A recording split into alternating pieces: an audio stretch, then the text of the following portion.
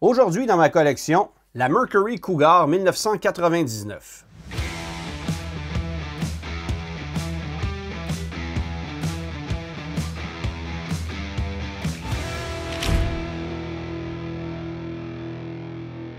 En 1997, alors que s'achève la carrière de la Ford Probe, les ingénieurs du constructeur ont pour mandat de remplacer ce modèle, cette fois par une voiture qui utilisera les bases de la Ford Contour, aussi connue sur le marché européen sous le nom de Ford Mondeo.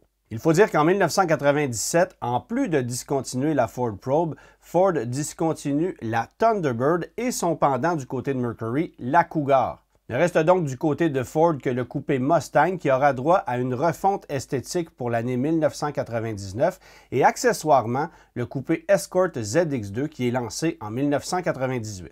Ne souhaitant pas mettre de l'ombre sur l'Escort ZX2 et surtout sur la nouvelle Mustang, Ford choisit donc de relancer la Cougar qui sera évidemment distribuée à travers les concessionnaires Lincoln Mercury. Il faut cependant savoir que du côté canadien, la division Mercury sera abandonnée dès 2000, ce qui n'empêchera pas les concessionnaires Ford de vendre la Mercury Cougar, de même que la Mercury Grand Marquis qui sera commercialisée jusqu'en 2011. Assemblée à l'usine de Flat Rock au Michigan, mais également du côté de l'Allemagne, la Mercury Cougar renaît sous une forme bien distincte de celle de sa devancière. Il s'agit d'une voiture à vocation internationale qui sera également commercialisée en Europe, cette fois arborant l'emblème Ford.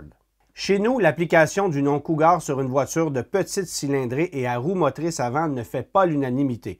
Il faut dire que la Cougar transporte avec elle un long bagage historique, ayant été lancée en 1967, puis abandonnée 30 ans plus tard alors que les gros coupés traditionnels américains perdent en popularité. Cela dit, la Cougar de 8e génération attire l'œil, ainsi qu'une nouvelle clientèle qui n'aurait jamais considéré un produit Mercury dans le passé. Sa ligne audacieuse adoptant une nouvelle philosophie si chère à Ford, ce qu'on appelle le Edge Design, fait couler beaucoup d'encre.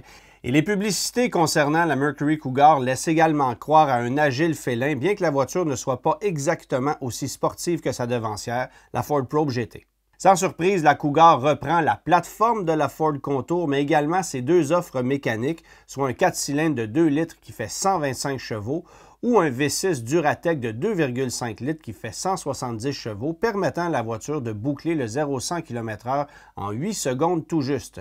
La Cougar reçoit également une suspension indépendante aux 4 roues, des freins à disque aux 4 roues optionnels qui sont empruntés à la Ford Contour SVT, et il s'agit également de la première voiture de la grande famille Ford à offrir en option des sacs gonflables latéraux. Aussi audacieux que ses lignes extérieures, l'habitacle de la Cougar propose un design très contemporain. La position de conduite combine à la fois le sentiment d'une voiture sport, proposant également un confort remarquable.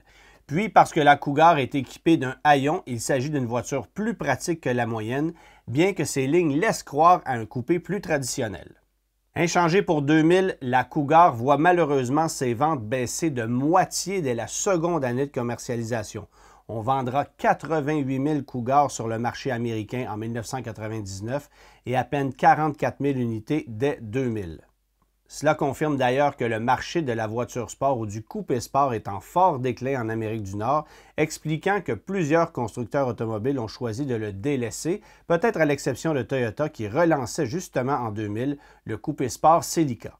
Pour raviver la flamme de la Cougar, les ingénieurs de Ford auront donc l'idée de greffer à la voiture le moteur de la Contour SVT, créant la Cougar S, une voiture qui produirait 200 chevaux et qui permettrait d'aller chercher des performances nettement plus intéressantes.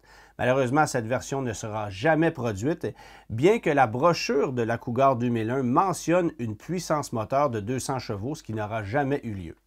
Pour 2001, on apporte néanmoins quelques retouches esthétiques à la Cougar concernant les phares, les feux arrière ainsi que les jantes. Et pour 2002, la voiture sera essentiellement reconduite sans changement, à l'exception du fait qu'on éliminera le moteur à 4 cylindres pour n'offrir que le V6 de 170 chevaux. 2002 sera donc la dernière année de commercialisation de la Mercury Cougar qui sera vendue à l'échelle nord-américaine à un peu moins de 20 000 unités. À noter qu'en 2002, bien que la voiture arbore toujours les emblèmes Mercury, la Cougar est vendue comme un produit Ford chez nous au Canada. Aucune mention de la marque Mercury n'est faite dans la brochure de 2002 où on voit justement des emblèmes Ford.